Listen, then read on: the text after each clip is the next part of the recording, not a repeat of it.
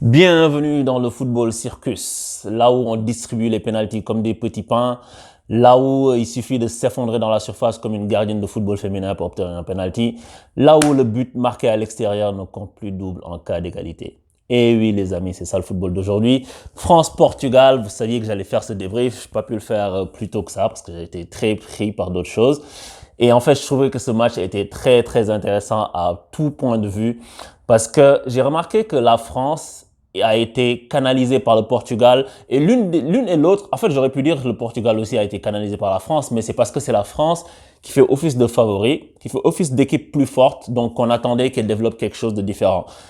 Et sur ce match-là, on attendait la France au sens de quel jeu tu vas produire face à une équipe qui ne fait pas que bétonner. Parce que le Portugal, ils n'ont pas eu le choix que de pas faire que bétonner.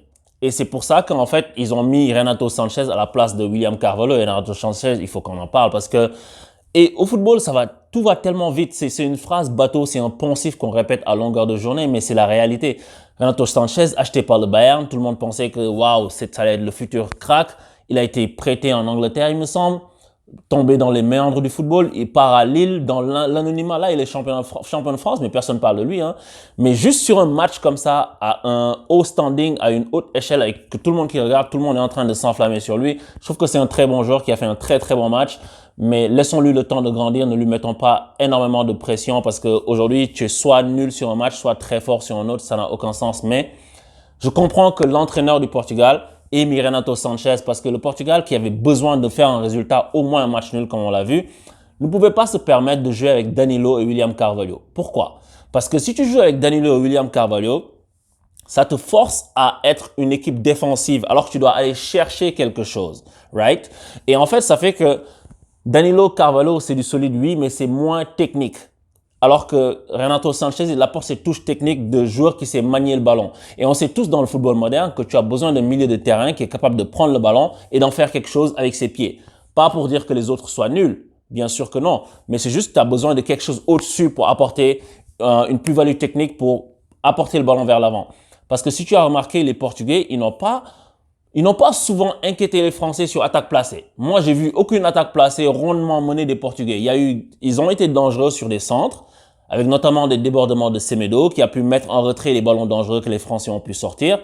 Mais dans l'absolu, c'était juste Cristiano qui décrochait quand il décrochait pour venir chercher le ballon, mais souvent les passes étaient imprécises. Et Renato Sanchez, au début du match, il n'a pas été bon.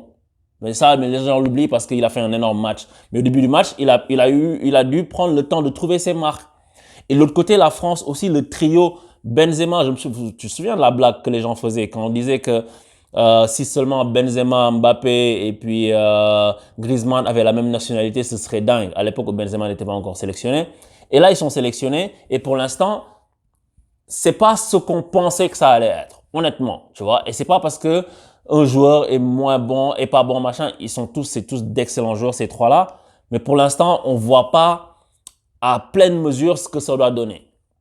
Et on peut dire pourquoi, je sais pas pourquoi. Tu vois, là, Benzema, il n'a pas été étincelant. Le football, comme disait Benzema d'ailleurs, by the way, moi, je n'analyse pas le football au sens de juste qui a mis quel but, machin. Le football, c'est beaucoup plus complexe que ça, c'est beaucoup plus complexe que ça, c'est beaucoup plus nuancé que ça. Je suis très content que Benzema ait mis 2 buts, mais c'est vrai que dans le match, tu as eu du mal à le voir. Il a beaucoup décroché, souvent il était même venu en position de latéral pour chercher le ballon et repartir, parce qu'il a besoin de toucher les ballons, mais il a aussi besoin d'être alimenté. Je pense que pour l'instant, ces trois-là n'arrivent pas à se trouver comme il faut. Il y a eu au début, tu te souviens les matchs qui sont passés, une relation entre Mbappé et Benzema, mais il n'y a pas encore une relation Mbappé, Benzema, Griezmann, pour l'instant, tu vois, parce que la France, le gars qui a été très fort en France, et ça j'espère que vous l'avez vu, Paul Pogba. Et Pogba, moi, c'est pas un joueur que je rate super high parce qu'il n'est pas régulier à un très haut niveau. Mais Paul Pogba, il a fait un énorme match. Je pense que c'est le meilleur Français sur le terrain. Le gars, il était à la base de tout. C'est-à-dire que dans les 30 mètres français, dans les 30 derniers mètres français, c'est lui qui s'assurait de la relance. Et dans les 30 derniers mètres donc adverses, c'est lui qui faisait la passe verticale pour aller chercher quelque chose. Et ça, en fait, c'était magnifique. Et Pogba, tu le vois, il a une allure comme ça nonchalante. Il a une course un peu lente, mais il joue avec élégance, en fait. Il a la tête haute, un peu, frise l'arrogance, un peu, tu pourrais me dire. Mais il joue comme ça. Mais il est super efficace pour trouver des ballons en cloche pour aller chercher, que ce soit Benzema, que ce soit Mbappé. On le voit, la première occasion de Mbappé net, c'est Pogba, il trouve une passe verticale, tac, alors que les Portugais sont bien en place. Je disais que les Portugais n'ont pas eu à faire d'attaques placées qui ont vraiment perturbé les Français, mais les Français non plus n'ont pas eu à faire d'attaques placées qui ont perturbé les Portugais de ouf. Mais Pogba a réussi à trouver des passes verticales vers l'avant. Passe verticale, tac sur Mbappé qui se retrouve face à face avec Rui Patricio. Il essaie de l'enrouler deuxième poteau en haut. Exactement le but qu'il a mis à Ter Stegen, le troisième but au Barça, sur la contre-attaque quand il met la frappe enroulée. C'est exact, mais il n'a pas pu lever assez haut et le gardien l'a sorti. Et tu sais, je disais la dernière fois que le football, il y a du QI football, il y a des gestes que tu répètes et à force, ça reste dans ton subconscient et tu les tentes comme ça. C'est comme Maradona qui avait feinté le gardien sur son but magnifique. Mais ça, c'est une digression. Ceux qui suivent les autres vidéos dans Sporto savent de quoi je parle. Mais juste, Mbappé, il n'a pas réussi à marquer, mais Pogba a réussi à créer l'action. Et sur le penalty, c'est Pogba aussi, il me semble, qui met une balle en cloche parce que quand la défense est en place, et souviens-toi, regarde comment, on ne réinvente pas là-haut, le football, c'est le football. Tu vois, il y a eu des grandes révolutions tactiques, des Saki, machin, mais il n'y en a pas tous les ans. Il y en a peut-être tous les 10, 20 ans. C'est-à-dire que, pourquoi je dis ça? Parce que c'est la même chose qui est arrivé au PSG face au Bayern, souvenez-vous. Les Portugais ont défendu, à un moment donné, leur but, ils étaient en bloc, mais ils n'étaient pas agressifs sur le porteur. Et ça fait que si le porteur est dans les 25 derniers mètres, il peut mettre une balle en cloche. C'est comme ça que Coman a marqué en finale de Ligue des Champions. C'est comme ça que le Bayern a marqué contre le PSG, je pense, à l'aller. Donc, c'est ça. Ils les ont pas serrés. Et tac! C'est comme ça que De Bruyne aussi avait marqué le but où que personne ne touche et Navas regarde le ballon. Parce que si tu es dans tes derniers mètres et que tu es bien en place, mais il faut que quelqu'un sorte sur le porteur. Pogba, il a eu le temps de mettre la balle en cloche. Mbappé, il s'effondre et ce penalty, c'est un bonbon. Franchement, on distribue les penalties comme des petits pains.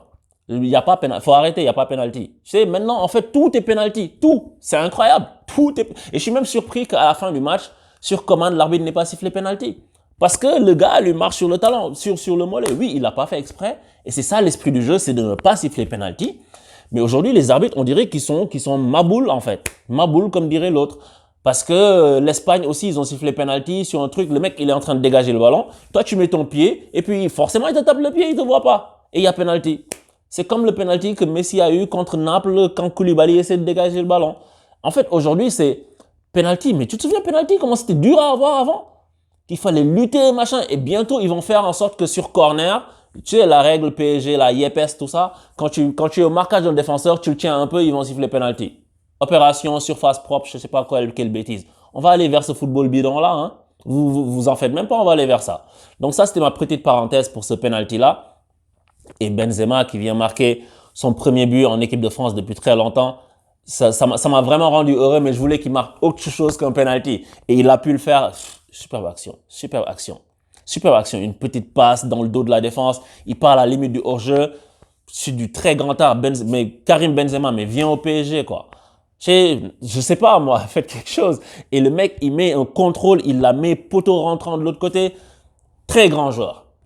Très, très grand joueur, Karim Benzema. Et je disais tout à l'heure que Pogba, c'est lui qui faisait la première passe et puis qui était à la dernière passe aussi. Mais Griezmann, faut pas négliger son rôle parce que l'équipe de France, ils ont tellement de talent et à toutes les lignes que tu as plusieurs relais. Et Griezmann, il a servi de relais à Pogba à plusieurs reprises aussi. Parce que Pogba, quand il va chercher super haut, il cherche Griezmann. Et Griezmann, en une touche de balle, il est capable de jouer dans la profondeur. Tac, une touche dans la verticalité. Ça fait que les joueurs adverses, les Portugais, sont surpris et puis ils n'arrivent pas à défendre rapidement. Mais si la balle arrive dans de bonnes conditions, tu as l'autre qui est une flèche Mbappé qui peut dépasser tout le monde s'il y a de la profondeur, etc. Mais ils n'ont pas pu exploiter ça parce que les Portugais ont bien défendu. Mais c'était ça le schéma que la France a mis. Mais de l'autre côté, je disais le Portugal, comment ils ont aussi fait pour neutraliser la France, c'est que le Portugal a su quelque chose. Ils ont su que, et je suis en train de prendre un plaisir fou à faire ce débrief, by the way, le Portugal, ils ont vu que la France, comme je disais, quand ils mettent dans l'axe Kanté, Pogba, c'est hyper dur de passer. C'est fort à l'amour. Le mec, c'est Vieira Makelele. Il n'y a rien à faire. Regarde comment les Portugais, quand ils sont en attaque, comment ils font. T'as Renato Sanchez qui, au bout d'un moment, a compris le truc. Et même Cristiano Ronaldo, ils font un appel et il n'y a personne dans le milieu de terrain portugais. Personne dans le milieu de terrain, personne au cœur du jeu. Ils sont excentrés pour demander le ballon. Parce qu'ils veulent éviter la tenaille Pogba, Kanté. Et même Cristiano Ronaldo, pardon, à plusieurs reprises quand il a décroché, il n'a pas décroché dans le milieu de terrain. Il décroche un peu sur le côté. C'est pour éviter de se retrouver dans la tenaille. Parce que les Portugais ont su que face à cette équipe de France, c'est sur les côtés qu'il fallait passer. Surtout qu'il y avait un Jules Koundé qui n'a pas été bon. Et puis que les Français, en fait, et Jules Koundé, moi, je lui en veux pas parce que le mec, c'est un défenseur central. Tout le monde est en train de lui tomber dessus. Mais trust me, dans un an ou même dans 3 matchs, tout le monde sera en train de lui faire des turlutes parce que le football, ça va vite. Et c'est pas un mauvais joueur. Si t'es pas là, c'est que t'es pas mauvais à la base, tu vois. Mais les Portugais ont su que c'est là qu'était la faiblesse parce qu'il y a des mecs qui sont pas à leur poste, parce qu'il y a des mecs qui manquent, il y a des Pavard, il y a des Lucas Hernandez qui sort à la mi-temps, remplacé par Digne qui se blesse lui aussi. Donc la France n'a pas eu à apporter le déséquilibre qu'elle pouvait apporter sur les côtés. Et c'est super dur parce que tu joues pas contre des gamins, c'est hyper compliqué. Donc c'est ce que les Portugais ont réussi à bien faire. Les Portugais ont réussi à rester bien en place et puis à pouvoir sortir mais ne pas se heurter à la tenaille Pogba, Kanté pour pouvoir aller sur les côtés. C'est pour ça que ce match-là, t'as pas vu Kanté faire 10 000 récupérations de malade mental. Tu vois? C'est à cause de ça. Et ça, en fait, ça s'est vu à plusieurs reprises. Et Renato Sanchez, il a vraiment réussi à mettre le ballon sur le pied pour arriver à alimenter les attaquants portugais. Et ça, le Portugal a pu beaucoup en bénéficier. Et sinon, on va en parler. Cyborg 7. Copyright, Cyborg 7, le père de C17 et de C15. Je sais pas, l'ami de Sangohan. Cyborg 7, Cristiano Ronaldo. Le mec, et tu sais, pendant le match, je regardais un pote et je lui ai dit, Cristiano Ronaldo va marquer aujourd'hui. C'est inévitable. Pourquoi? Parce qu'on disait que Cristiano n'a jamais marqué contre l'Allemagne. Il l'a fait. Il n'a jamais marqué contre la France. Il fallait qu'il le fasse. Et Cyborg 7, moi j'ai regardé ses déplacements et son jeu sans ballon. Parce que des fois on regarde juste le jeu, là où le ballon il est. Regarde le jeu que les gars ont sans le ballon, les déplacements. Il y a un moment où Cyborg 7 rentre dans la surface et puis il est suivi par des joueurs. Il va vers son coéquipier. Je pense que c'était Bernardo Silva, je sais plus. Et il sait que le gars ne peut pas lui faire la passe. Parce que sinon, s'il lui fait la passe, il y a Kanté sur son dos et Pogba. Ce que Cyborg 7 fait, il avance et il fait une course qui emmène Kanté et Pogba. Ça libère un espace derrière eux. Et son coéquipier a pu servir l'autre joueur portugais. Et ça c'est magnifique. Tu vois, ça te montre que les joueurs là, en fait, c'est une intelligence, c'est une expérience, c'est une façon de jouer.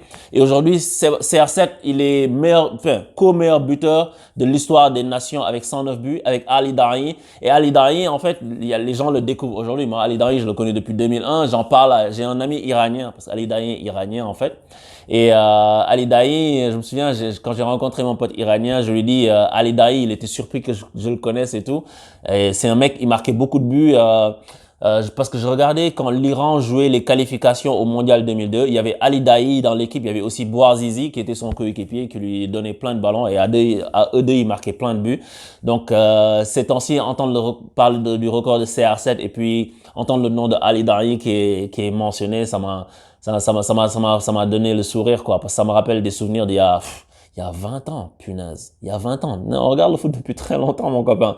Mais donc, c'est ça, quoi. C'est ça que je voulais dire sur ce match Portugal-France où les équipes ont eu à se neutraliser et à partir sur un score qui arrange les deux. Parce que doublé de CR7, doublé de Benzema, chacun met au moins un penalty, 2 penalties pour Cristiano qui ne tremble pas. Comme disait un pote à moi, le pied de ce monsieur ne tremble jamais. C'est incroyable. Et bravo à eux, quoi. Et ensuite, l'Allemagne s'est fait peur de l'autre côté parce que la Hongrie a failli passer et était qualifiée à quelques minutes de la fin. Et je disais, ce groupe de la mort là, je le disais la dernière fois, que la Hongrie, ils sont vraiment durs. On parle des Français, on parle des Portugais, qui les ont battus 3-0 au premier match. Mais ça reflétait pas du tout la physionomie du match parce que les Hongrois sont super durs à prendre.